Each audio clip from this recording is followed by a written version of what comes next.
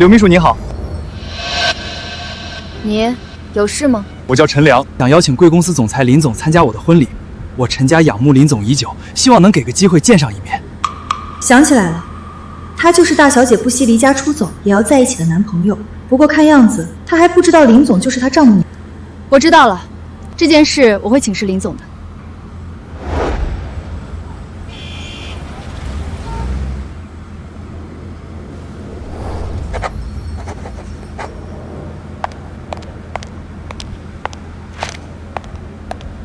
林总，大小姐要结婚了。我不允许你和那个男人在一起，凭什么？他一点主见都没有，什么事都听他妈的安排。你跟他在一起不会幸福，懂吗？够了！从小到大，我什么事你都要横插一脚，连我这场恋爱你都要反对，我受够了。这个家我不待了。我告诉你，没有你，我只会更幸福。没有你，我只会更幸福。备车备礼，我要去参加玉儿的婚礼。林总，当年小姐和您闹得很僵，她终归是我女儿，现在要结婚，我林家该有的礼数不能少。好的，林总，锦绣家园那个开发项目就交给陈家做吧。林总，那可是上百亿的项目，给谁做都是做，不如交给他们。林总，这就当是我给女婿家的一点心意。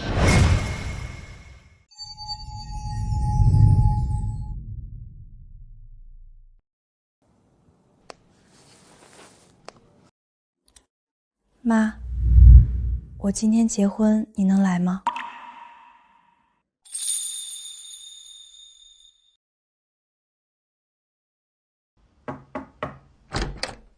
新娘子可以下楼了。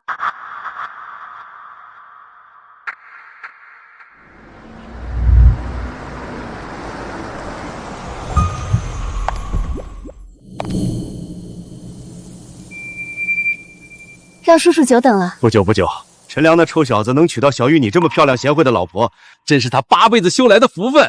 叔叔，一家人不说两家话，阿良人也很好，勤奋又上进。走，先上车。今儿个大喜的日子，别错过了时辰。小梁他已经在家等着了，你先过去，我随后就到。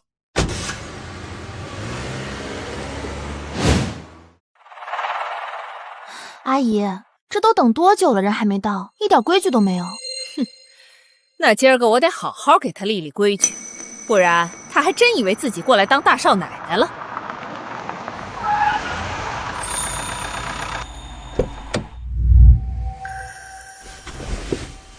小玉，你今天真美。迎新娘过门。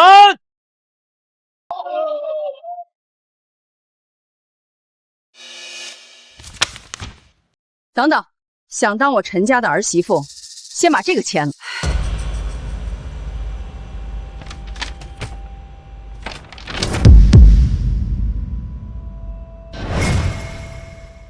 双方财产均属于婚前个人财产，婚后共同所得需重新开户储蓄，日常消费依照个人所得进行比例划分，未经允许不得使用对方储蓄财产。阿姨，这是什么意思？这年头人心难测，就怕碰上有些心怀不轨的女人故意骗婚，嫁过来光想着当少奶奶拿钱享福，这协议就当是上个保险。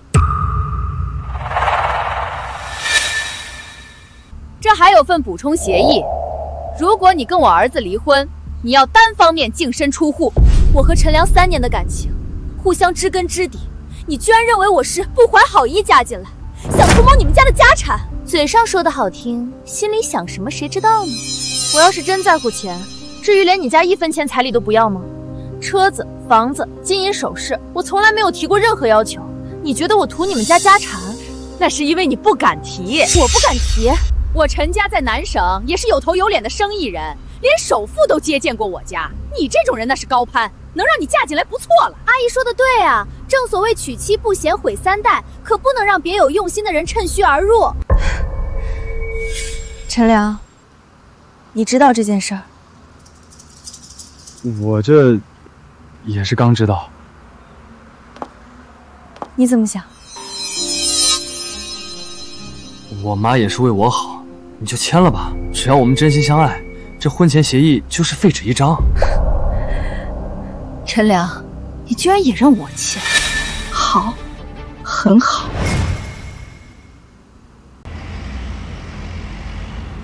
陈家现在情况怎么样？当年大小姐离家出走后，您不放心，暗地里给了陈家不少商业资源。如今陈家也算小有势力，但和大小姐比起来，还是门不当户不对。罢了，这都过去3年了。她想嫁就嫁吧，只要她能幸福就行。林总，南省首富何先生和北省首富张先生听说大小姐要结婚，也备好厚礼，正赶往陈家。这2人倒是消息灵通，他们都准备了什么？目前不太清楚，但总价值应该过亿。为了得到我们集团的支持，他们也是煞费苦心。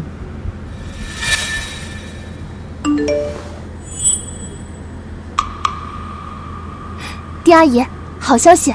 南北2省的首富已经备好厚礼，正在来到和阿良哥哥结婚的路上呢。南北2省的首富资产过100亿，平日里想见一面都难，居然会亲自前来道贺。陈家不愧是本市豪门，这么大的面子，未来可期啊！看到没？这就是我陈家如今的地位，就连2位首富都亲自来送礼。这婚前协议，你要是不签，这婚就甭结了。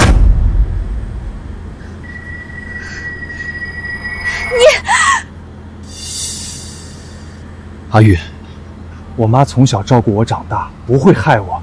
这协议也是为了咱们好，免得以后有人说3道4。你就签了吧，难道我们的感情还经不起一份协议的考验吗？除非你真是奔着我家钱来的。你居然也这么想？阿玉，你看看周围，要是你不签，他们肯定会觉得你贪慕虚荣才嫁给我。我这都是为了你好。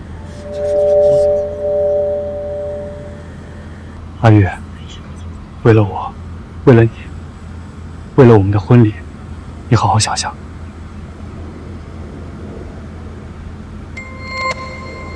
好，我签。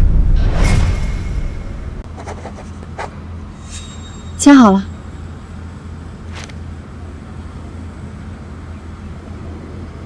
阿玉，委屈你了。只要你以后对我好就够了。你放心，我绝对不会辜负你。新人进门。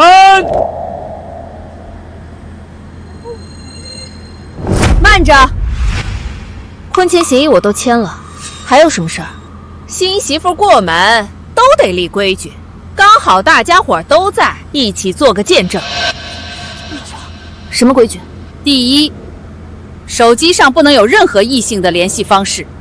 第2，每天不能晚于9点回家。第3，家里1日3餐、洗衣拖地全都得你来做。第4，工资全部上交，让我儿子来管。第5，不能穿露胸、露腿、露腰的衣服出门。第6，无论去哪儿都得向我儿子报备。讲完了吗？这最后一条嘛，也是最重要的一条，1年内必须给我陈家生个男孩，要怀上的是女孩，你自己老老实实去医院打胎。我陈家可不喜欢女娃。还有吗？暂时就这些，如果我想到新的，会再加上去。你们欺人太甚，古时候的3从4德都没你们陈家规矩过分。你们欺人太甚，古时候的3从4德都没你们陈家规矩过分。过分！以我陈家现在的地位，多少女人挤破头都进不来，让你守几条规矩还委屈你了。我告诉你，想嫁给我儿子，这些规矩全都得给我老老实实遵守。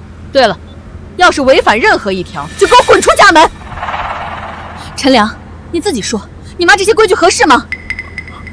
妈，这些要求确实有点过分，要不算了。儿子，你是不知道，越是漂亮的女人越会骗人。你从小到大就老实，要是妈不给你把规矩立好，到时候头上戴了绿帽子都不知道。阿玉，我觉得我妈说的其实也有点道理，要不你就接受了吧。陈良，我是嫁给你做老婆，不是给你们家当奴隶。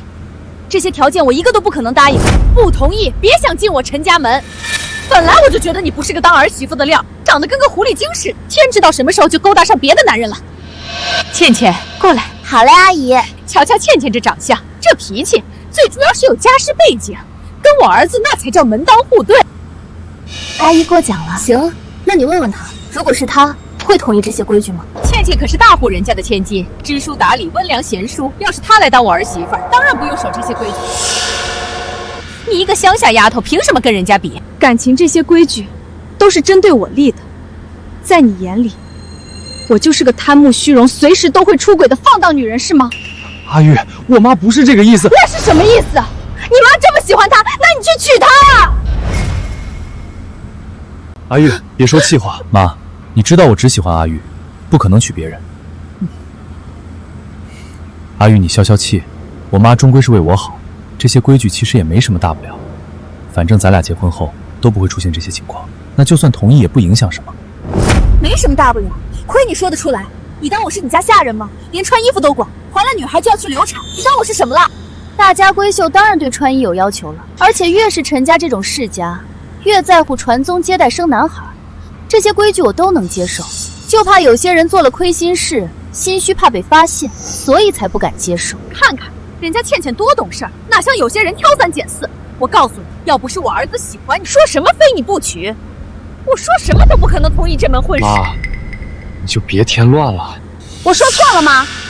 倩倩家境好，教养好，懂事乖巧，不像这骚狐狸精，这也不行那也不行，光长得好看有什么用？大家看看，结婚这么大的日子，娘家连个人都没来，说不准老家是什么穷乡僻壤的山坳里的，来不了吧？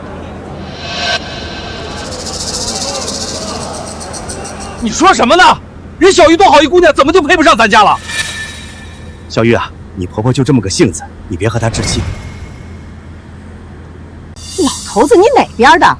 我这么做不也是为了咱儿子好？你闭嘴！还嫌现在不够乱吗？我闭什么嘴？要不是看在他跟我儿子谈了3年，我都不可能同意这门婚事。现在让他守点规矩怎么了？我还能害了我儿子不成？你这女人，简直胡搅蛮缠！小陈总，小陈总，锦绣家园的项目，咱们公司中标了。什么？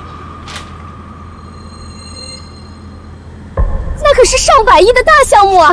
恭喜陈叔叔，恭喜丁阿姨！瞧瞧，我陈家现在蒸蒸日上，多少人想嫁进来都没这个福分，让你守点规矩，跟要了你命似的，不识抬举。这新娘子看不清局面，陈家现在被首富看中，又中标锦绣家园的项目，未来必定是本市一大豪强，居然还在这里耍性子。就是，别说7条规矩，哪怕100条规矩，都大把女人想嫁进陈家，那可是泼天的富贵啊！我看呐，他就是恃宠而骄，分不清主次。这婚你要是想结，就老老实实守规矩；要不想结，就赶紧滚，别耽搁大家时间。你们说的太过分了，小玉她……申平，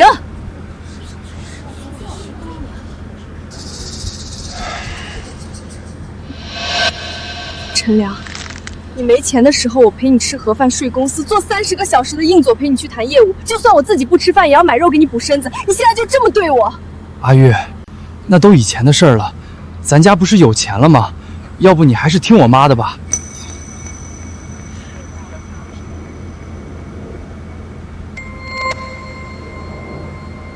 阿玉，你别哭啊。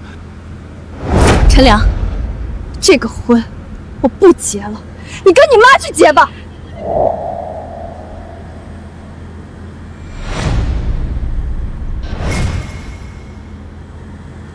阿玉，你别说气话，怎么能因为这点小事就不结婚呢？小事？你妈现在就这么刁难我，我嫁给你以后日子还怎么过？我妈都是为我好。你一个大男人，什么事儿都听你妈的，一点主见都没有，我真是看错你了。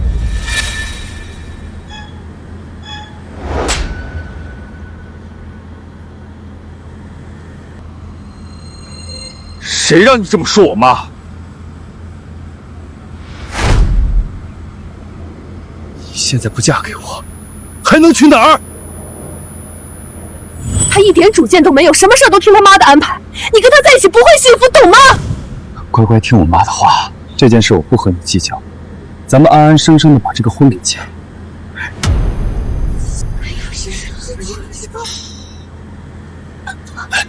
这婚我偏偏就不结了，我爱去哪儿去哪儿，你管不着。不想结可以呀，把这些年我儿子在你身上花的钱全都吐出来。这些年我在你身上花了不少钱，一笔一笔我都记着呢，不解就全部还给我。陈良，你根本不知道我为了你放弃了什么，但你居然心里一直算计着在我身上花的钱，可笑，真可笑！唉，早知道当初离家的时候多带点衣服出来了，没想到几十万一件的大牌这么不经传。等，阿月，你看这是什么？这是我去商场给你买了几套衣服，好贵呢，几百块一件。谢谢老公，老公你真好。你也真是总喜欢穿假货。我记得这个牌子的真货起码要几十万美刀一件呢。嘻嘻，那我扔掉，以后只穿你给我买的。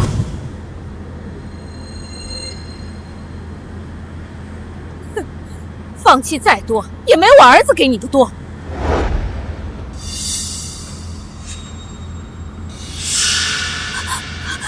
这是我妈给我的，不是你儿子买的。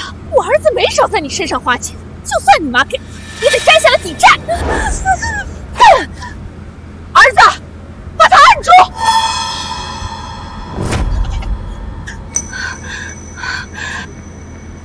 敢推我，还想跑？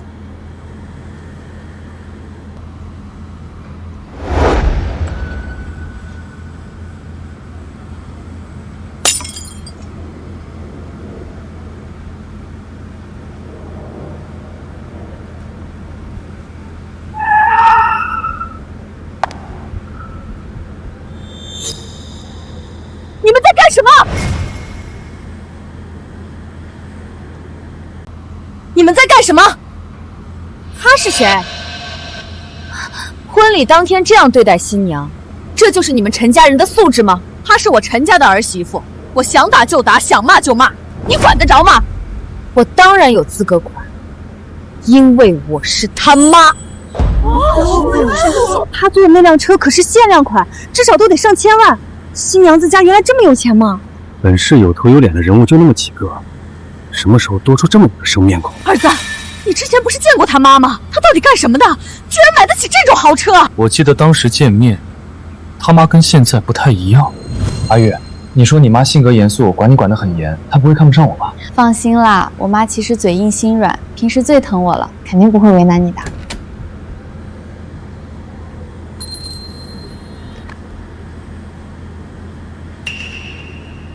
妈，你怎么穿这衣服啊？你就是陈良吧？阿玉经常和我提起你，说你工作上进，为人踏实，勤奋能干，是个值得托付的人。阿姨您过奖了，其实我也没有那么好了。那个阿姨您先坐，菜都点好了。好，服务员，上菜。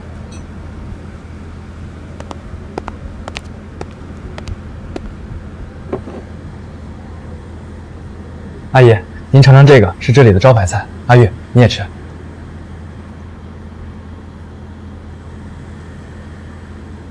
小梁啊，阿玉给我说你们俩是真心奔着结婚去的。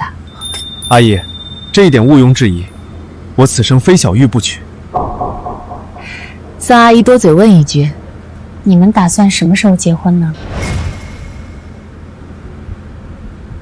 孙阿姨多嘴问一句，你们打算什么时候结婚呢？这个主要得看我妈。小梁，结婚是你们俩的事儿，为什么要看你妈呢？难不成你妈妈不同意？不，主要是我妈认识不少大师，她说能帮我们选个良辰吉日。现在还有人信这个？妈，这不图个吉利吗？那你们结婚后是单独出去住吗？当然是和我妈一起住了。据我所知，你事业已经走上正轨了。如果是买房子缺钱的话，我这里还有些积蓄。买房子怎么能要您的钱呢？主要是我妈说不能有了媳妇忘了娘，和我妈一起住也方便照顾她。每次她发脾气，我爸都劝不动，只有我的话好使。那你们考虑好要办什么样的婚礼了吗？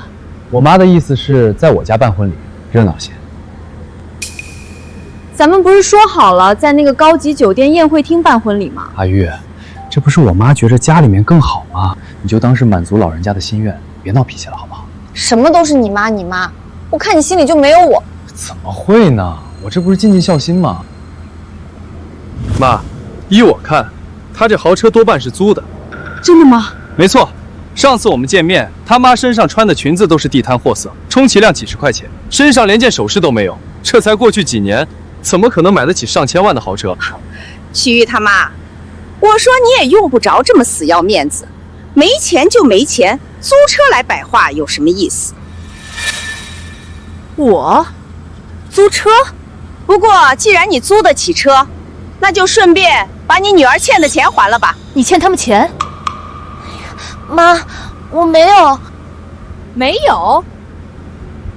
你跟我儿子在一起这些年，白吃白喝白住都不要钱吗？我告诉你，这些钱全都给我还回来。陈良，整整3年，我从没让你送我任何礼物，家里饭我做，家务我做，现在你让我还钱，你还有没有良心？少在那装无辜，没有收礼物，难道就没花钱吗？我告诉你，这账一笔一笔都记着呢。够了！婚礼被你搅黄也就算了，居然还让儿媳妇还钱，让外人知道该怎么说咱们。爱怎么说怎么说，欠债还钱，天经地义。倩倩，你说这钱该不该还？陈良哥哥给他花钱，前提是他得能嫁进陈家，现在都嫁不了了，这钱当然要还了。还得是倩倩懂事，这才是我陈家儿媳妇该有的样子。我家阿良要是娶了你啊，不晓得日子多兴旺。听见了吗？不嫁就乖乖还钱。行，那你说说看，我女儿到底哪儿花你们陈家的钱了？哼，让你好好瞧清楚，这一笔一笔账都记在里面呢。7月18日，西餐花费共计2580。那天我说在家里吃饭，你非要去吃西餐，现在全部算在我头上，你就一口没吃吗？我儿子以前都在家吃我做的饭，就是跟你认识以后才在外头吃饭，这难道不该算你头上？好，那这个3万的手镯又是怎么回事？那明明是我送给你妈的礼物。哼，那还不是拿我儿子的钱买的？这是我在你们家公司谈业务赚的奖金。你也知道是在我们家公司，这些钱是不是公司给你的？公司给的就是我们给的，那现在让你还回来，天经地义。够了！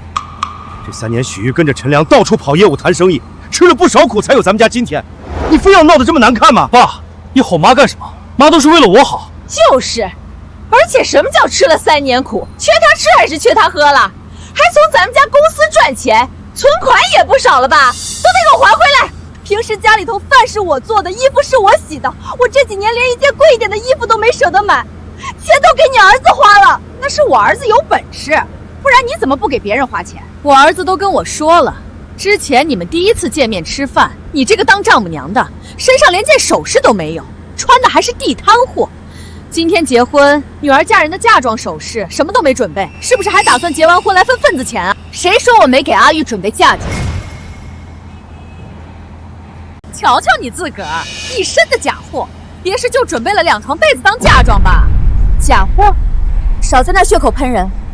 我妈所有的衣服都是高奢定制，笑死人了，还高奢定制？你身上这些国际大牌，如果是真货，想要找品牌公司定制，每年最少要在他们品牌消费800万。要真是定制，你全身加起来最少都要3000万。知道3000万什么概念吗？你这辈子都赚不到那么多钱。你要真那么有钱，你女儿用得着跟我儿子耗着吗？别人女朋友想着法子补贴男朋友，你女儿连1分钱都没从娘家拿来过，还从我老陈家赚钱，不就是个穷妈？别以为今天穿一身假货就想装有钱人从我家骗钱，门都没有！陈良，你妈太过分了，她看不上我就算了，还羞辱我妈。我妈说的本来就是事实，你要不是知道我早晚有天会发财，你会跟我这么久吗？你说什么？这就是你3年前不惜离家出走也要跟的男人。3年前我早就提醒过你，他不值得你托付终身。妈，你看阿良很有上进心吧？对了，你今天怎么打扮成这样？我暂时不想让他知道咱们家的实际情况。妈，你不会觉得他会看上咱们的家产吧？这样也太不尊重人了。我这是为了保护你，社会很复杂，听妈一句劝，他的话你还是再考虑考虑。为什么？就因为咱们家有钱？要真只是嫌他穷，妈倒还不至于这么反对。问题是你们的婚礼，他一点安排计划都没有，甚至连婚礼办成什么样子都要他妈来决定。你和他结婚，你迟早受不了的。妈，阿良这是有孝心，你怎么能这么说他？有孝心和事事听他妈的是2回事。到时候一旦你跟他妈有矛盾，他一定站在他妈那边。自古婆媳不两立，我不想你受委屈。阿良才不会。妈，我我错了，是我没看清他。至少现在没嫁过去，还不算晚。嘀嘀咕咕说什么呢？赶紧把钱还了！我儿子一天几十万上下，这时间你们当个得起吗？我女儿放弃了一切陪着你儿子，这些年帮他操持家里、打理公司上的事情。要不是我女儿，你们陈家能有今天这份家业？现在你们不但欺负我女儿，还要她赔钱。照你这么说，阿良哥哥能有今天，全都是靠你女儿喽？你以为陈家这些年的业务都是哪儿来的？你不会想说是你和你女儿给的吧？当然是阿良哥哥辛苦奔波谈来的。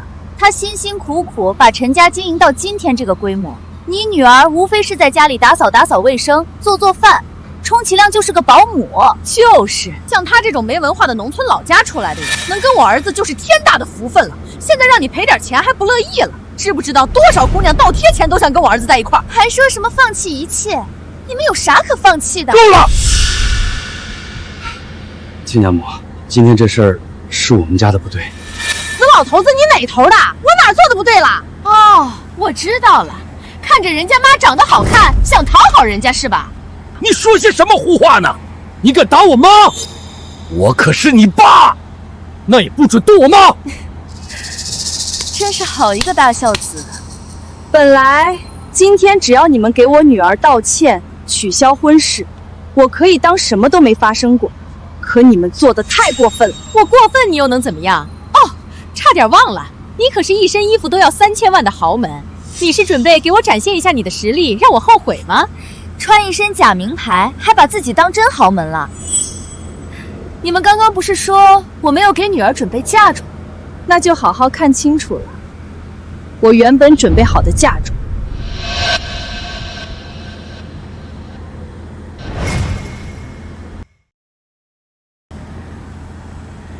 马上过来。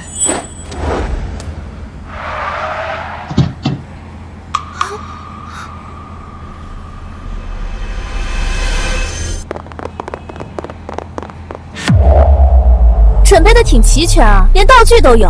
丁阿姨，你看他们还说不是要骗婚，我倒想看看这骗子母女俩到底都准备了些什么。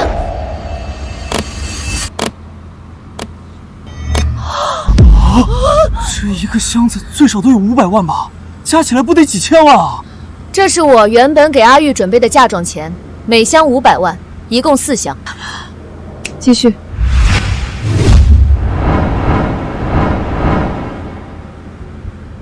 这是设计师谢青设计的12生肖金首饰，每套首饰4公斤。谢青可是国际知名设计师，哪怕挂去我们要300万。如果是他亲手设计，每套首饰价格不会低于1000万，而且每套4公斤，光成本都得上千万，算上设计费，总价值过亿啊！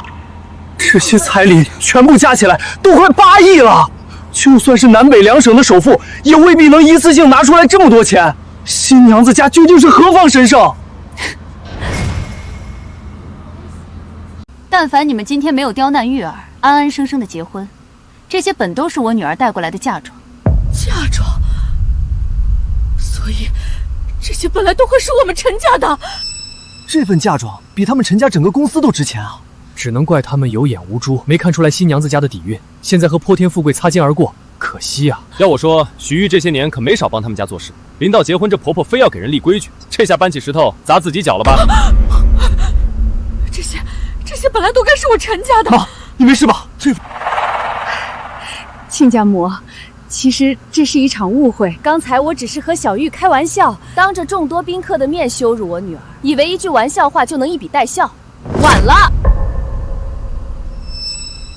你呀，都说了不要跟你妈一个德行，你就是不听。陈叔叔、丁阿姨、阿良哥哥，别听这2母女胡说八道，这些东西肯定都是假的。假的？伯母，你想想，如果他们家真这么有钱，怎么会这么多年从没给过许玉钱？许玉用得着和阿良哥哥辛辛苦苦打拼吗？还要你们家给他发工资呢。把首饰放下，弄坏了你赔不起。赔不起？你是怕我看穿你们的手段吧？阿姨，这首饰是假货。假货？没错，我们家和谢青大师的公司有合作。谢青大师早就说过，3年内不会亲自动手设计首饰品。可阿良哥哥3年前就和许玉谈了恋爱，请问你们这些首饰又是从哪儿来的呢？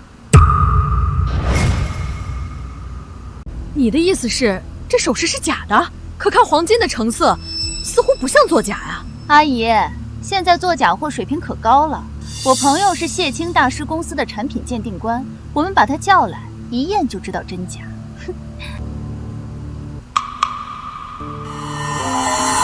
喂，贺总啊，我这边有件事需要你帮忙，麻烦你过来一趟。好的。贺总，有人说这是谢大师定制的12生肖首饰，你看这是真的假的？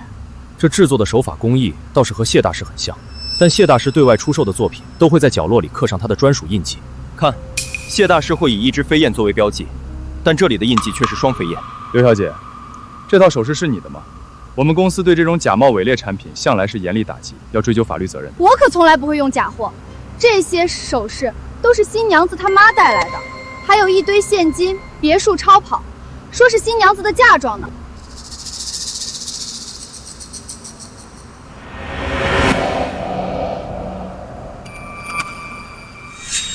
这里所有的首饰，我以职业身份做担保，绝对是假的。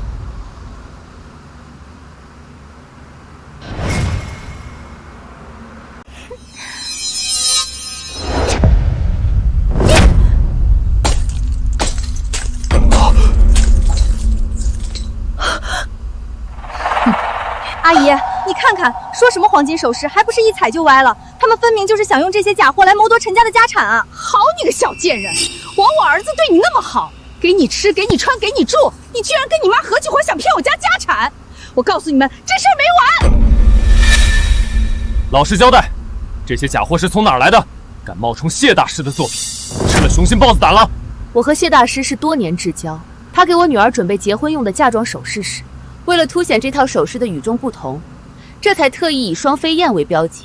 你居然会认成假货，看来你这鉴定官也不合格啊！笑话，我入职这么久，从未听说过谢大师有什么至交好友。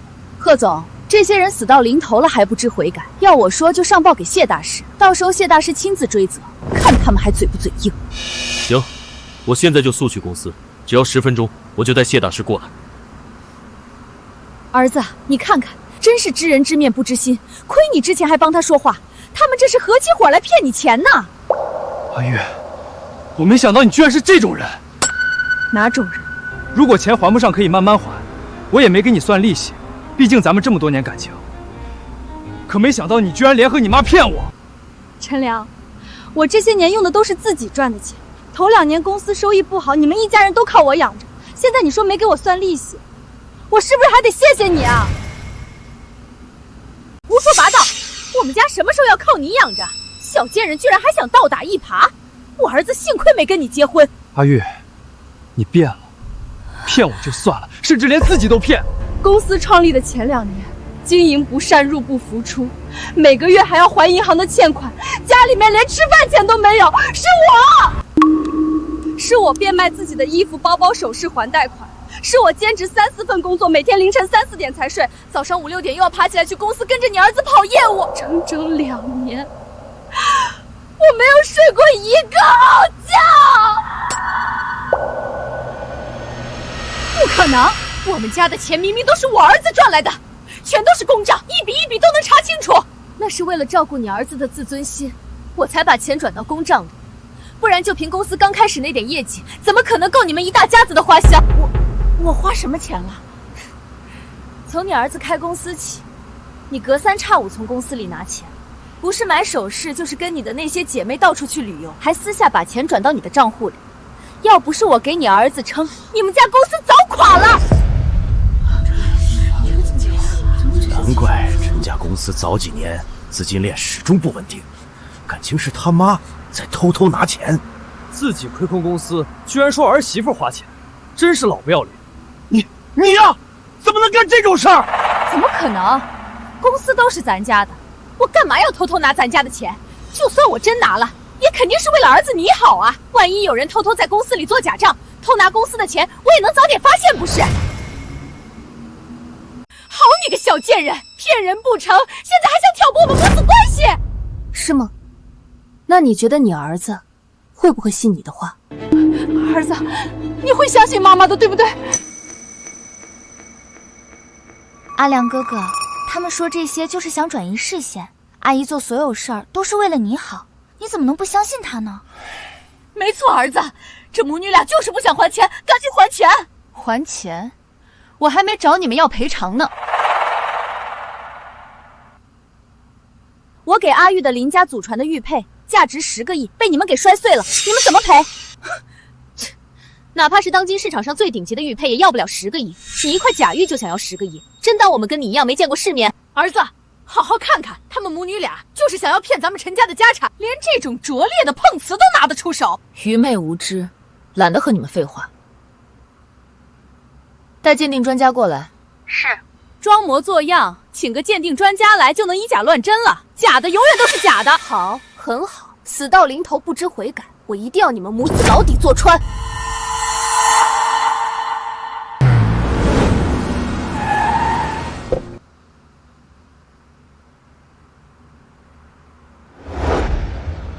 专家，你可要好好看，仔细的看，免得有些人拿着块假玉耀武扬威。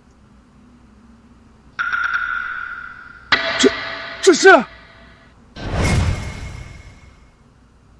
专家，这玉佩到底什么来路？这做工和手法都相当高级，看得出制作者很有水平，但摔得太碎了，想要弄清楚真假和来路，得带回实验室去做鉴定。大概要多长时间啊？至少需要1周时间。辛苦了，这玉佩您就带回去鉴定吧。有些人运气可真好啊，又多了1周时间，不然今儿就得因为诈骗被送进去了。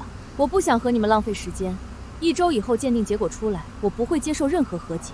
我要把你还有你全部送进去。事到如今还在装模作样，要不是我替儿子把关，今儿还真就让你们想分我陈家家产的阴谋给得逞了。现在阴谋败露了，想跑啊？这些都是你们造假的证据，这么多假货，足够你们进去蹲个几10年了。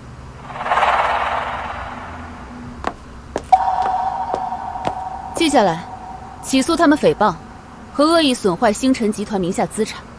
是。星辰集团是那个市值万亿、掌握全国60%产业的星辰集团？难道许玉真的是星辰集团的大小姐？儿子，你今天去邀请过星辰集团的总裁，应该认得。他难道真的是？确实是邀请过，但只见到了总裁秘书。我陈家仰慕林总已久，希望能给个机会见上一面。我知道了，这件事我会请示林总的。等等，那请帖的就是他，星辰集团的总裁秘书。阿玉，所以你真的是星辰集团总裁的女儿？没错。那你怎么不早说啊？早说我能看到你的真面目吗？当初我妈看不上你，为了维护你的自尊心，我才这么多年都没有告诉你。现在看来，幸好没让你知道，不然真就进了你们陈家这火坑了。编，继续编，弄一堆假货骗婚也就算了，现在居然还敢冒充星辰集团的总裁。倩倩，可陈良送请帖的时候，可是亲眼见过这位总裁秘书啊。这位柳小姐确实是货真价实的总裁秘书。或许是总裁秘书，可谁又能证明他就是星辰集团总裁呢？这母女俩肯定是花钱收买了柳秘书，毕竟一个小秘书而已，花点钱就能收买。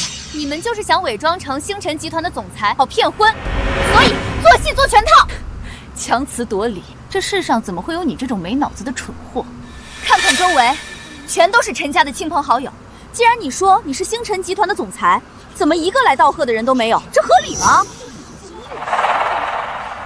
倩倩说的没错，如果你是星辰集团总裁，上赶着巴结的人不计其数。今儿可是你女儿大婚的日子，连娘家的亲戚朋友都没来，该不会是觉得你们这对骗子母女丢人，不敢来吧？不说是豪门吗？亲戚呢？客人呢？怕是连亲戚朋友都骗，现在根本没人愿意跟他们来往啦。你放屁！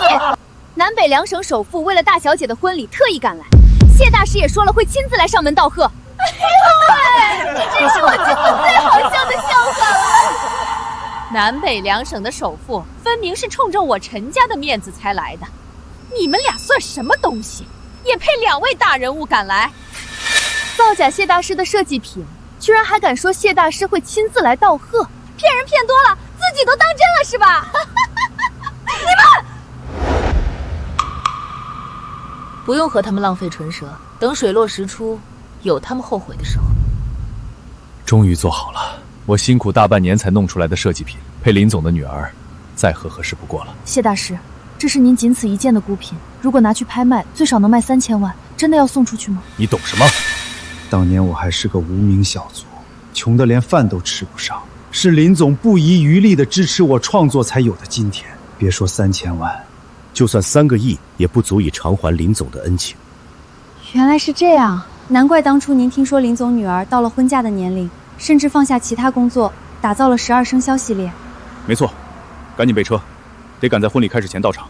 对了，谢大师，刚刚有员工上报，发现有人制作您的仿制品，您看要不要先处理一下？这种小事交给鉴定室不就行了？但那边的鉴定专家说有其他业务需要我们这边协助，据说涉及价值10亿的玉佩。算了，我亲自走一趟，早点解决，别耽搁我参加林总女儿的婚礼。走吧，再在这里多待1秒都是浪费时间。想走，先把钱还了。让开！心虚了，想跑是吧？我告诉你，待会儿警察来了，你们就完蛋了。再重申一遍，让开！住手！许月，我这些年对你掏心掏肺，你居然合起伙来骗我们全家，你有没有良心？我没良心。你以为你陈家公司当年快倒闭的时候，第一单业务怎么来的？是我求来的。哼，怎么可能？对方公司负责人都和我说了，是看中我们公司的能力才签的合同。那是我让他们这么说的。你当年和对方公司负责人熟吗？他凭什么看中你们公司能力？你能不能动动脑子？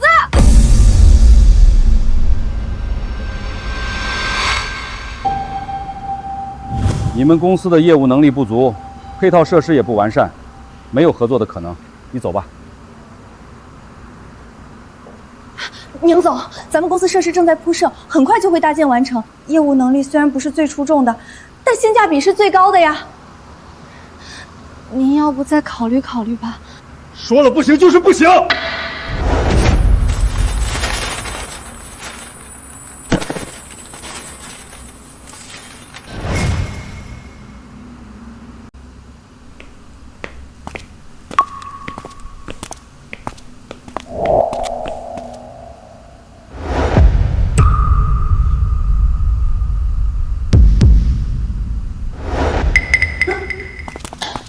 干什么？赶紧起来，赶紧起来！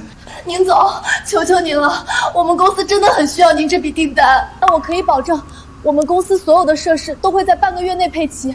如果合作中有任何您不满意的地方，我们随时修改。实在不行，我们报价还可以降5个点。唉，行吧行吧，跟我来聊聊合同的事吧。您说的是真的？当然。陈亮能有你这么个女朋友，真是他的福气啊！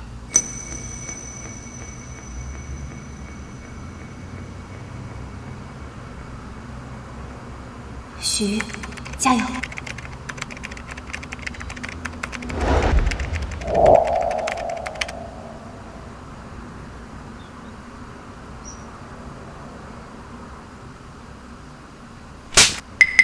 真的？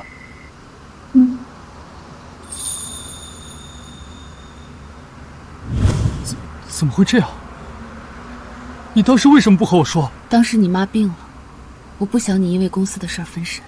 阿玉，阿良哥哥，你可别相信这女人的鬼话，她连结婚都能拿假货来骗你，谁知道当初的业务怎么来的？说不定啊，是和别人上床睡来的。你说什么？你和阿良哥哥在一起之前连班都没上过，怎么可能会谈业务？肯定是用了这些下作的手段。难怪你每个月都能拿下那么多单子，原来是出卖身体来的，小贱人，真不要脸！陈良，你也是这么想的？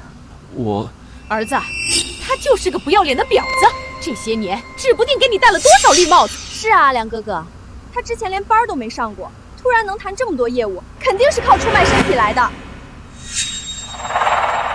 我觉得你和我妈好好解释解释，如果你真没做，可以拿出证据来。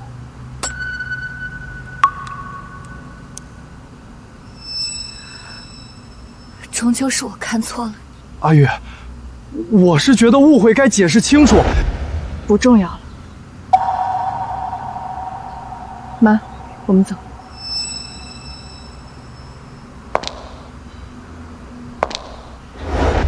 少在这装可怜！我告诉你，今儿个你不把钱还了，别想走！阿姨别忘了，他们还得赔偿精神损失费。精神损失费？他在外头做那些事儿，有损陈家、阿良哥哥还有阿姨您的名声，拿假货来骗婚，伤害了阿良哥哥和阿姨您，这些都得赔钱啊！对，听见了吗？你对我儿子造成了多大的伤害？最少赔300万的精神损失费。姓陈的，你觉得这钱我该赔吗？阿玉，将心比心。如果我做出这些事，你肯定也会向我索赔。我妈找你要精神损失费，也正常。你妈当初生病躺在床上起都起不来，我一把屎一把尿的照顾你爸住院吃不下东西，我每天顶着40度的太阳做好饭骑车送到医院。那时候你怎么不和我谈精神损失？你那是想骗婚，可不得想着法子讨好我们。讨好你，你也配？这些年不管我做什么你都不满意，要不是看在陈良的份上，我早就不想伺候了。正好，我也用不着你伺候。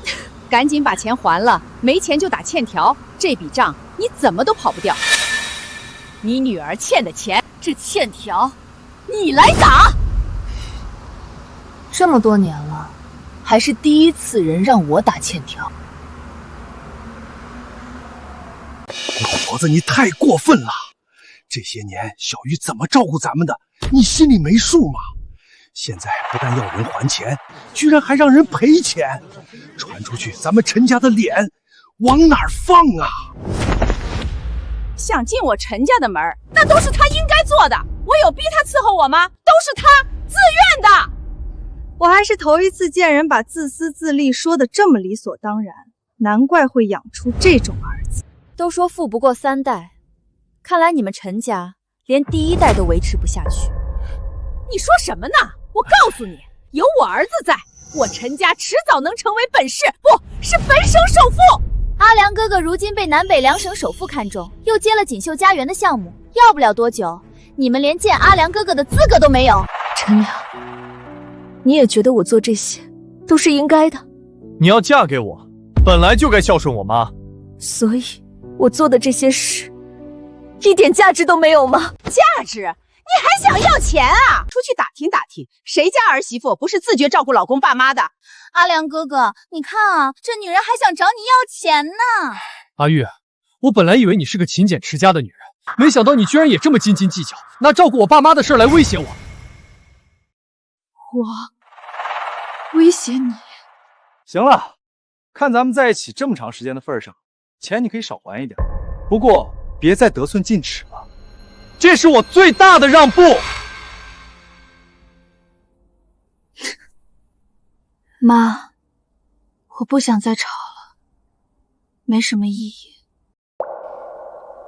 好。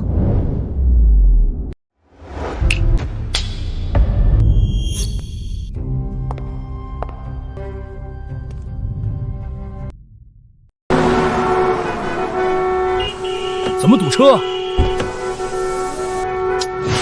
哎，老张，你也堵着了。老何，你也是去参加林总女儿的婚礼？那当然了，咱们集团和林总合作多年，关系密切。我特意准备了前朝佛像，价值5000万，为林总女儿庆婚。那你可就不如我了，我与林总情同姐弟，林总女儿就是我侄女儿，我准备的可是南海珊瑚，1000年难遇啊！姓张的，你要不要脸啊？林总女儿什么时候称你侄女了？之前吃饭，林总女儿可是亲口叫过我叔叔。我呸！老不要脸的，林总能看得上你那破珊瑚吗？总比你的佛像好，谁知道是不是假的？哼！该到，必须比那老东西先到。妈，咱们真的要和阿玉家上法庭对质吗？我还怕他们不成？拿一堆假货来骗婚，该心虚的是他们。可我们俩毕竟在一起那么多年。阿良哥哥，你让他打欠条，已经是看在这些年的情分上了。这种冲着你钱来的女人，根本不值得同情。收好这张欠条，因为马上你们就会求着把这张欠条还给我。装模作样！你以为你是谁啊？除非你是南北省首富那样的大人物，不然要我们求你做梦，你求我们还差不多。行，我们拭目以待。儿子，待会儿见到南北两省首富，记得给人留下个好印象。妈，你放心，我知道该怎么做。那可是南北两省的首富啊！如果能和他们合作，咱们家很快就能成为本市第一豪门了。首富马上就到了，识趣的还不滚得远远的！阿姨，先不急着让他们走。这母女俩用假货骗人，必须让他们受到法律的制裁。差不多行了，既然两家做不成亲家，也没必要闹成仇人。死老头子，你到底站哪边的？你难道想让首富看咱们家笑话吗？算你们运气好，今儿放你们一马，回头要是钱还不过来，我照样报警把你抓进去。我们走。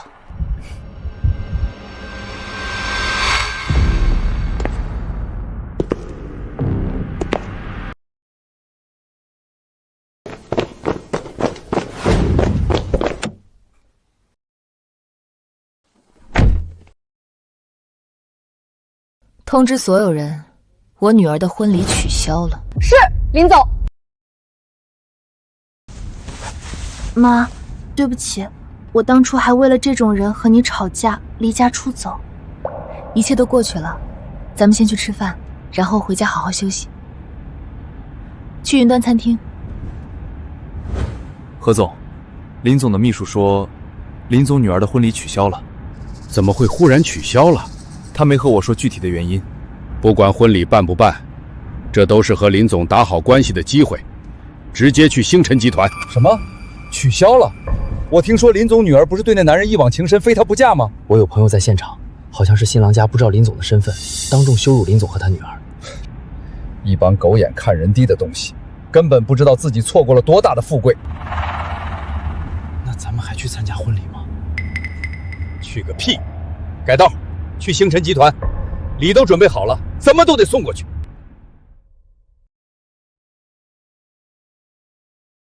这人咋还不来呢？先前不说就快到了吗？阿姨，别着急，说不定是路上堵车呢。还叫阿姨呢？妈，哎，那个谁，你赶紧去打电话问问，怎么人还没到？人可是首富，你一直去催，算怎么回事？那咋了？等咱们陈家飞黄腾达，到时候谁是首富还不知道呢。阿姨说的是呢，阿良哥哥这么能干，咱们以后能成为全省不全国首富。倩倩啊，等你嫁给小梁，可一定要用心照顾她，千万别像那骗子女人，光想着法子从咱们家捞钱走。阿姨您放心，我肯定当好一个贤妻良母，保证阿良哥哥不会为家里的事操心。这才是我的好儿媳。首富说了吗？什么时候到？说是不来了。不来了？这说好的怎么就不来了呢？首富怎么能不讲信用呢？阿姨消消气，首富事情很多，说不定临时有什么要紧的事。再说了，一位不来，不还有另一位吗？对，是哪一位不来了？我好安排别个把位置给撤了。是两位都不来了。这都什么人啊？说好的要来，结果临到头反悔，首富也不能这样啊！弄清楚了吗？我问遍所有的朋友，没人知道怎么回事。阿姨，你说会不会是因为许玉？你的意思是，首富肯定是知道许玉走了，以为婚礼取消了，所以就没来了。肯定是这么回事儿！快，去给首富他们打电话，就说咱们婚礼改成订婚，照样举行。这小贱人走就走，还留这么大一堆烂摊子让我们收拾。回头我一定要告他们，让这骗子母女多赔点钱。妈，阿玉毕竟跟我这么多年，用不着再去告他们吧？你懂个屁！妈，这都是为了你好。这种人就是欺软怕硬，你得让他们知道痛，才不敢再来纠缠你。首富那边怎么说？要继续来参加吗？首富那边没人接，但锦绣家园那边来电话，说要取消跟咱们的合作。肯定是因为那个小贱人。无凭无据，别随便冤枉人。不是他，还能有谁？妈，你这没凭没据的，怎么就确定是阿玉的错呢？要不是那小贱人在这闹事的消息传到星辰集团，害得星辰集团对咱们印象不好，否则怎么会取消合作？阿姨说的对呀，之前星辰集团看好陈家才选择合作，结果发现前未婚妻是拜金捞女，集团总裁肯定会担心合作受影响。我觉得许玉就是知道阿姨不让她嫁，才故意闹这么一出，就是为了让这个项目合作失败。两母女都是无耻的贱货，想毁掉我们的项目，我一定要他们付出代价。我没想到阿玉居然这么恶毒。我早就说了，这女人就是个丧门星，娶不得。行了，要不是你先闹那么一出，会发生这些事情吗？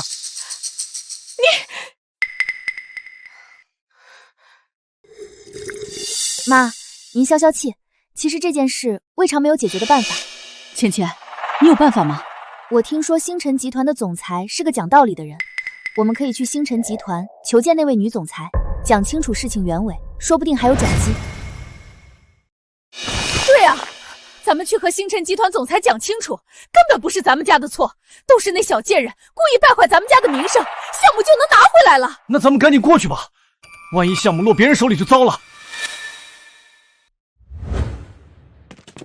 儿子，见到总裁记得一定要说清楚，这件事不是咱们家的错，都是那对骗子母女故意想败坏咱们家的名声。知道了吗？你们找谁？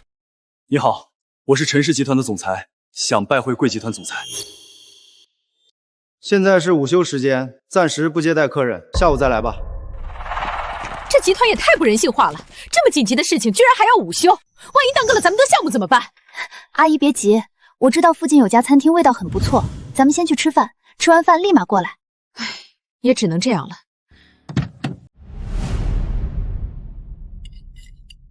宝贝，尝尝这个。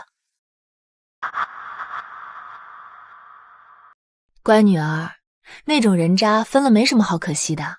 我只是觉得自己过去这些年瞎了眼，浪费了我的青春。这天气热死人了，服务员呢？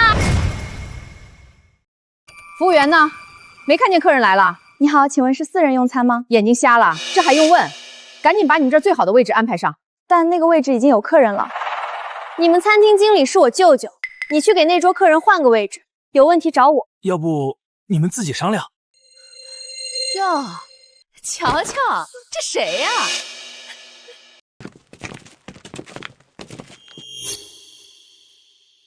我和我女儿正在用餐，请你离开。还用餐呢？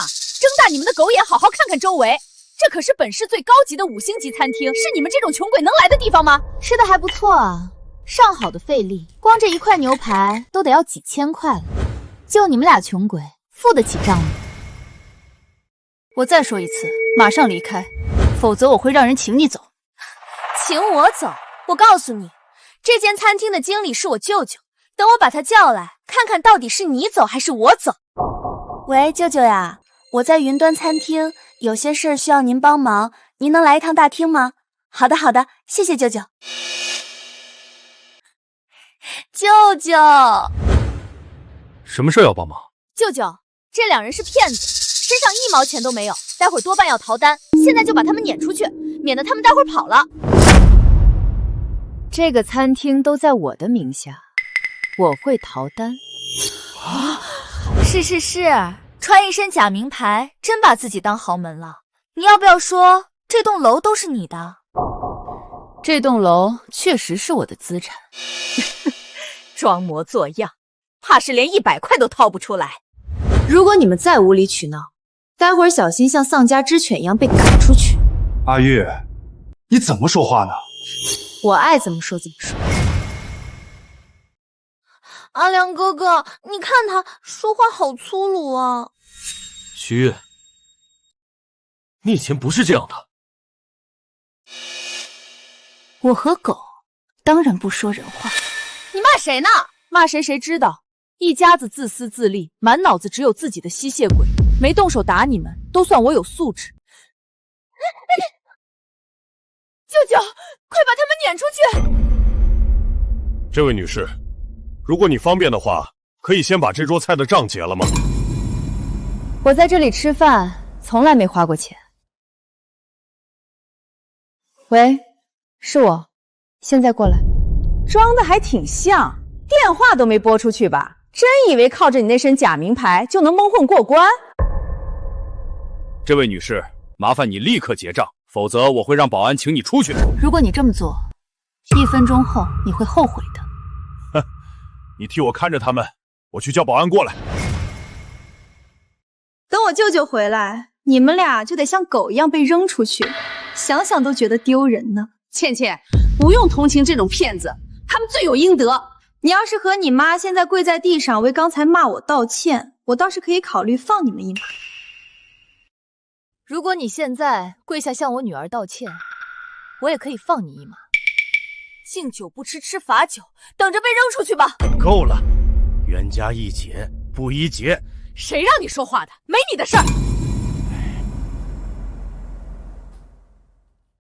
把他们俩扔出去！是。住手！老板，这俩人是来吃霸王餐的。林总大驾光临，有失远迎，请林总恕罪。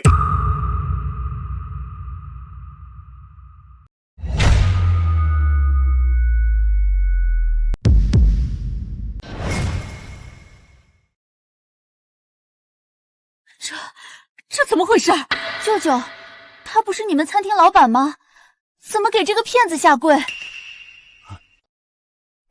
我也不清楚。老板，你是不是认错人了？这俩就是吃霸王餐的。放你妈的狗屁！林总他用得着吃霸王餐？林总，我不知道您在这里用餐，手下人不认识您，多有冒犯，请林总大人有大量，莫要怪罪。不知者无罪，但他们说我是骗子，要来这里吃霸王餐，你觉得应该怎么处理？我知道了，把他们全部给我轰出去！我看你们谁敢！我们是来消费的客人，客人就是上帝。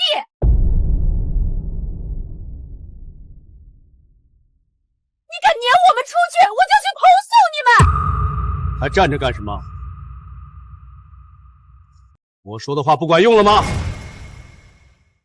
拖出去，把他们全部拉进黑名单，以后不准再来本餐厅用餐。放开我！我要投诉你们餐厅！你们给我等着！舅舅，你给他们说呀，这两人是骗子！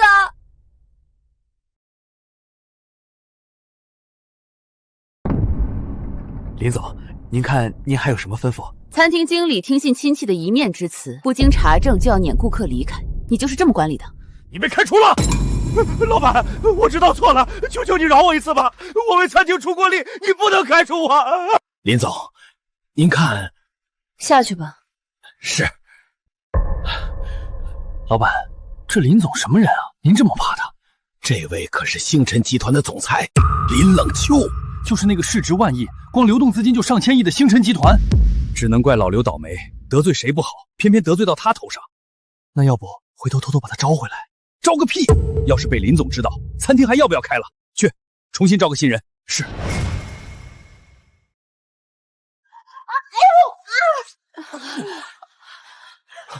妈，你没事吧？哎呦喂，我的腰啊！该死的贱人，我和他们俩没完！妈，你等着，我这就去找他们算账。倩倩，你不说你舅舅是餐厅经理吗？老板怎么不站在他这边，还去信那两个骗子？我也不知道，我给我舅舅打个电话，这里头肯定有误会。活见了鬼了！这餐厅老板对那两个贱人那么崇敬就算了，居然还叫什么林总？他哪点长得像总裁？我都说了，不要再去找人家麻烦，你非不听。我是你老婆，她是你老婆，现在我挨打了，你居然还说我不对？你这婆娘真的不要讲道理！都是你把儿子教成这样，忘恩负义，利己主义。我这都是为了他好，难不成等别人欺负他头上来吗？倩倩，你舅舅怎么说？我舅舅说他被开除了。怎么会被开除了呢？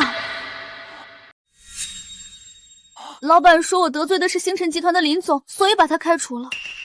星辰集团的林总，我知道了，肯定是那俩贱人假冒林总，所以才能在这餐厅骗吃骗喝。之前弄一堆假货来骗婚，现在还敢冒充林总骗吃骗喝，这俩人简直胆大包天。有没有可能他们的身份是真的？那可是市值万亿、全国排名第一的星辰集团，这种身份的大人物，女儿肯定是知书达理、温文尔雅，怎么可能像许玉那么粗俗？哼，妈说的对，人家大户人家的女儿十指不沾阳春水，平时连出行都脚不沾地，怎么可能会跑来咱们家公司上班，还到处去谈业务？她哪受得了这种苦？是吗？妈，我说了，你如果不同意婚事，我是不会回去继承集团的。我觉得这两骗子害我这么丢人，我绝对不会放过他们。阿姨，你不会是想找餐厅老板举报吧？他们既然敢骗，肯定早就做好万全的准备，老板不会相信我们的。不，我要去找林总举报。林总，咱们下午不是要去见星辰集团的林总吗？等见到林总，我就把这俩母女一起举报了，到时候林总肯定会出手教训他们。到时候说不定林总念在咱们举报有功，还能把锦绣家园的项目继续交给我们做。倩倩真聪明，一点就通。事不宜迟，咱们快去星辰集团等着吧。看看，这才是大集团。那俩骗子居然还敢装成星辰集团的高层，怕是连这大厅都没进来过。等待会儿举报后，林总肯定会把他们抓来。真想看看他们求饶时的表情。哼，我肯定不会放过他们，一定要把他们送进去坐牢。对了，你朋友那边联系谢大师公司还没消息吗？暂时还没有，一有消息我马上就和阿姨您说。你好，我想见你们集团的总裁。请问你们有预约吗？没有。抱歉，没有预约，总裁不临时会客。我们可是有很重要的事情向林总汇报，误了事儿，你担得起责任吗？保安！混账！我们是你们集团的合作方，找林总有要紧事。看看那边。我们真的是合作方啊，合同就差林总签字了。我是林总弟弟，他说所有合同都给我做。林总对我一见钟情，说要把公司送给我。这些全是想混你公司的，你们这种骗子我见多了。我们不是骗子啊！我管你那么多，再敢往公司里闯，见一次打一次。现在怎么办？我们连林总的面都见不到，更别说举报了。儿子，你不是来过星辰集团吗？有没有办法联系上林总？妈，我送请帖的时候只遇见了林总的秘书。徐玉他妈肯定提前调查过，知道阿良哥哥你会请星辰集团的林总，这才收买了林总的秘书，假装成总裁。这贱人真有心机，连林总的秘书都在他身边，谁会怀疑他不是林总？我们一定要揭穿他们的真面目，这样才有可能拿回锦绣家园的项目，也能让他们受到制裁。但我们现在连公司都进不去，怎么才能见到林总呢？我有个办法。谢大师，您不是要去参加婚礼吗？林总打电话说婚礼取消，我就过来了。不结了？林总的女儿可是真正的豪门千金，谁能娶到那是祖坟冒青烟啊！居然说不结就不结了。具体我也不清楚，等鉴定工作处理完，我还得亲自去星辰集团送准备好的礼物。明白明白，我这就带您过去，争取快些出结果。谢大师，辛苦您特意跑一趟。要鉴定的东西在哪儿？都在这儿呢。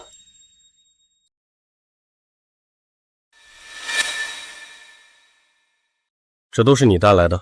这枚玉佩是鉴定师傅带来的，我带来的是这2箱首饰。谢大师，这枚玉佩碎得太厉害，只能请您来鉴定了。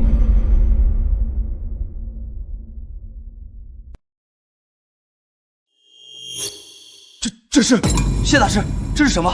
这是当时仅流传1枚的龙纹玉佩，市场价值至少10个亿，是谁把它弄成这样的？谢大师，这玉佩真值10个亿啊！谢大师，你确定没有看走眼吗？哼，你们在质疑我的鉴定能力吗？这玉佩我花了4、5年去研究，当初听说是被某个收藏家买走了，怎么会被损坏成这样？听说是被人踩碎的。那人恐怕肠子都得毁清了，10个亿啊，一辈子都赚不回来。必须上报，损坏文物可是重罪，绝不能姑息。是，我马上把结果上报。谢大师，这就是那批仿造咱们的设计品，需要您验证后给出鉴定书，然后我就去报警，把他们抓起来，再让法务起诉。这不是之前我给林总女儿专门做的嫁妆吗？怎么会在这儿？这是哪儿来的？我一个朋友结婚，未婚妻他妈拿来这堆首饰，说是您亲手设计，我一眼识破了，连大师您特有的标志都没做对，这造假造的也太没水平了。你那个朋友姓陈，叫陈良，大师您也听说过他？呵呵，他们现在在哪儿？我亲自走一趟。谢大师，你要亲自去拆穿他们。好，我现在去给我朋友打电话。刘小姐，你费尽千方百计找到我，应该不是想让我帮你进星辰集团上班吧？周经理说笑了，其实我仰慕贵集团总裁已久，希望能和他见上一面。见总裁？想和贵集团合作的人太多，我家根本排不上号，所以只能拜托周经理帮忙。集团有规定，这样做属于违规。我当然不会让周先生白费精力，这张卡里有5万块，全当周经理的辛苦费。你看错人了，我接受的教育不允许我做这种事。我再加5万。你看人真准。你们怎么又来了？赶紧走！干什么？这是公司新的合作方，懂不懂？赶紧放行！抱歉，几位快请进。谁都敢拦，没眼力劲儿的狗东西！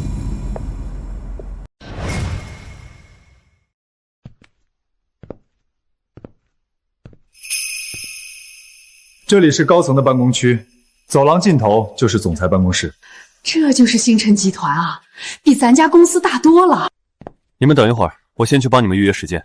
辛苦周经理了，待会儿见到林总，切记2件事：曝光那2母女，想办法把锦绣家园的项目拿回来。阿姨放心，我一定让那2母女死无葬身之地。详细材料都准备好了，我肯定能说服林总。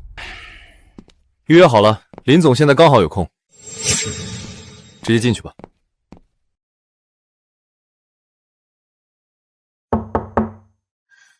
进来。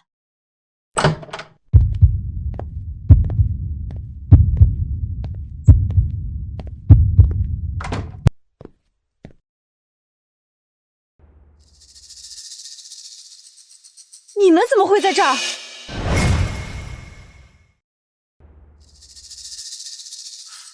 你们怎么会在这儿？这话该我问你们，你们为什么会在这里？完了，他真的是星辰集团总裁！我早就说了，让你们别那么过分，现在后悔也来不及了。阿姨，这2人肯定是私闯进来的。堂堂总裁女儿嫁人，怎么可能集团内一点风声都没有？楼下那些员工甚至都不知道总裁女儿结婚。你们这是骗吃骗喝不够，还想来星辰集团骗钱是吧？准备的还挺充分，想骗我没那么容易。死骗子，竟然敢偷偷溜进总裁办公室，今天你们谁都走不掉。好，很好，还倒打一耙上了。今天走不掉的是你们。你们老实交代，是怎么混进来的？胡说八道！我们早就和总裁有预约。我怎么不知道你跟我有预约？装模作样，真把自己当总裁了？这一层没有高管通行证进不来。说，是谁带你们溜进来的？你管得着吗？这可是星辰集团，你还能做什么不成？谁安排你们进来，我就开除谁。死到临头了还在装，我告诉你，马上有人能拆穿你们身份，我看你还能硬气到什么时候？哼！周经理，有人假冒总裁溜进总裁办公室，我帮您抓住他们了，你快带人过来。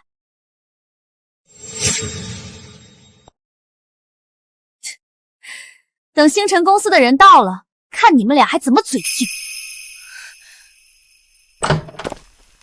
林总，好久不见，冒昧上门打扰，还望林总见谅。何总、张总，你们怎么来了？这不是听说婚礼取消了吗？想着来问问林总发生了什么。咱们3家这些年合作不少，于情于理都该过来探望探望。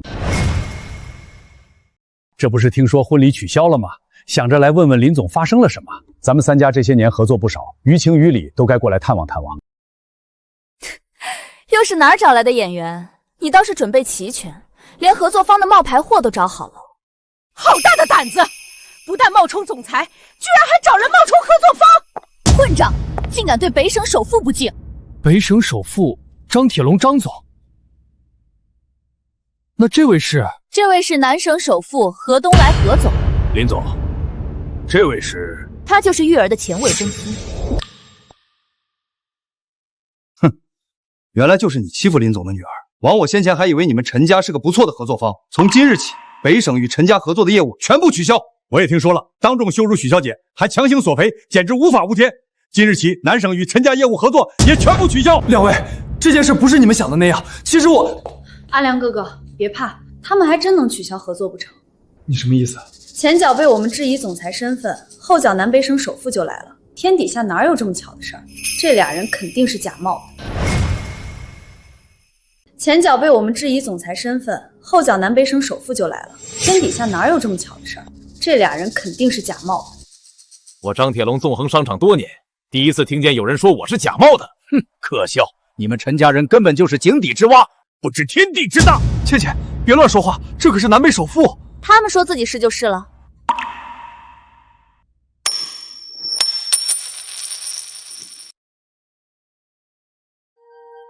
我们有人见过首富长什么样吗？哼。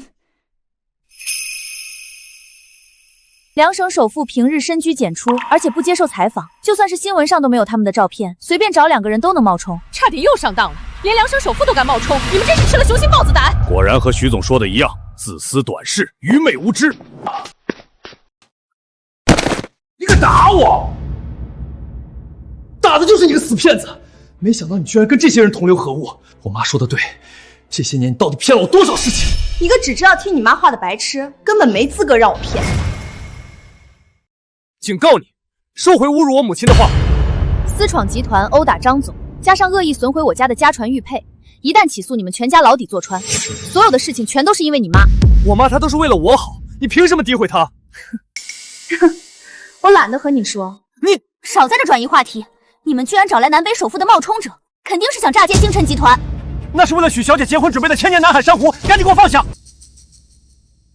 什么狗屁南海珊瑚，我看就是地摊上买的假货。放屁！你仔细看看，证书都还在礼盒里。弄个假证书还不简单？真没看出来，你们居然还是团伙作案，提前准备这么多道具。要不是倩倩拆穿你们真面目，我陈家的家产真就被你们骗到手了。让你们骗！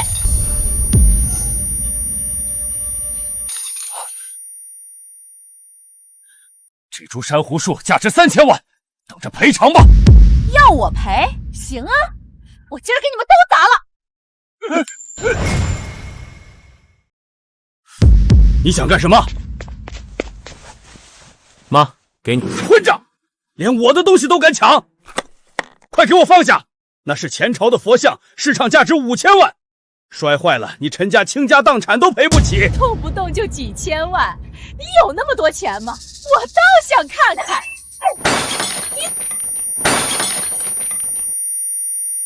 你怎么让我陈家倾家荡产？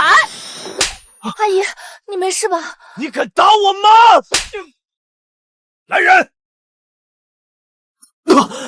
居然动手打人！你们根本就是黑恶势力组织。等林总到了，我让他报警，把你们所有人都抓起来。用不着你报警，我现在就报警，还要起诉你们，等着蹲局子吧。刘总，可算找到你们了。谢大师听说有人仿造他的作品，决定亲自前来拆穿那些骗子的真面。谢大师，我是刘倩，之前合作时咱们见过。这些仿制品是他们送的？没错，这2人为了骗婚，拿这些假货当嫁妆，幸好被我发现了。刘总通知我以后，我立刻马不停蹄地赶过来，就为了抓这些人一个现行。死骗子，赶紧交代你们这些假货是从哪儿来的，否则今天谢大师饶不了你们。我说过了，这套首饰是你们谢大师亲手设计，送给我女儿的贺礼。放屁！当着谢大师的面还敢撒谎！谢大师，您别生气，我一定维护公司的名声。这些人用些歪门邪道的手段，利用谢大师的名声使图骗婚，还伪造假钞、房产证、车钥匙，简直无法无天！给我住口！谢大师，你打我干嘛？打的就是你！谢大师，我这不是在维护公司利益吗？身为公司经理，你竟然分辨不出来真假，难道不该打吗？身为公司经理，你竟然分辨不出来真假，难道不该打吗？您的意思是这些首饰是正品？不然呢？谢大师，您再仔细看看，会不会是您看错了？每一件饰品都是我亲手所做，我还能看错？这些饰品都是真的。儿子，你没事吧？都怪你！要不是你非得让阿玉守那规矩，我早和阿玉结婚了。这些首饰、车子、房产都是我的。哼。阿良，说不定这些首饰都是他们偷来的，不然他为什么要隐瞒身份，跟你在一起这么多年？他肯定是骗子。都到这时候了，还要自欺欺人吗？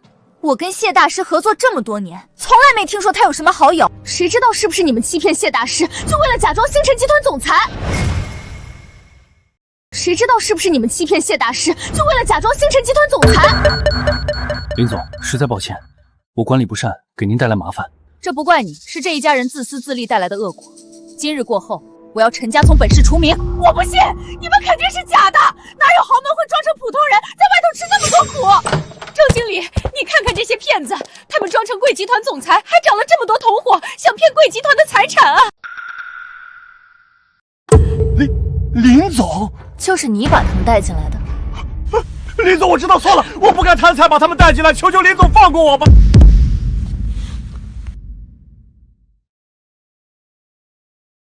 真的是林总，许玉也真的是林总的女儿，我都错过了什么？你被开除了，把她带下去。现在轮到你们了。林总，这都是误会，您大人有大量，放我们一马吧，我马上同意他们俩的婚事。保证阿玉嫁过来，绝对什么活都不用干，我们全家人都好好伺候她。都怪你这个贱人，挑拨我和儿媳妇的关系，给我滚！你们之前是怎么对我女儿的？现在还想娶我女儿？做梦！阿玉，你看在咱们这么多年感情的份上，你原谅我好不好？我保证以后一定好好对你。晚了，我们早就已经恩断义绝。我告诉你，手机里有我们这些年的私密视频。你要是不想身败名裂，最好乖乖放我们走。你既然做这种事，畜生！还是儿子你聪明。我就2个要求：星辰集团的1半股份，你女儿嫁给我儿子，好好伺候我们一家人，这视频就不会出现在网上。我真是瞎了眼，当初才会看上你。警察同志，都听见他们的话了吧？你们涉嫌恶意毁坏他人财物，妄图非法传播他人隐私，贿赂集团高层，窃取集团机密等多项罪名，跟我们回去接受调查。带走！你们干什么？老实点！我知道错了，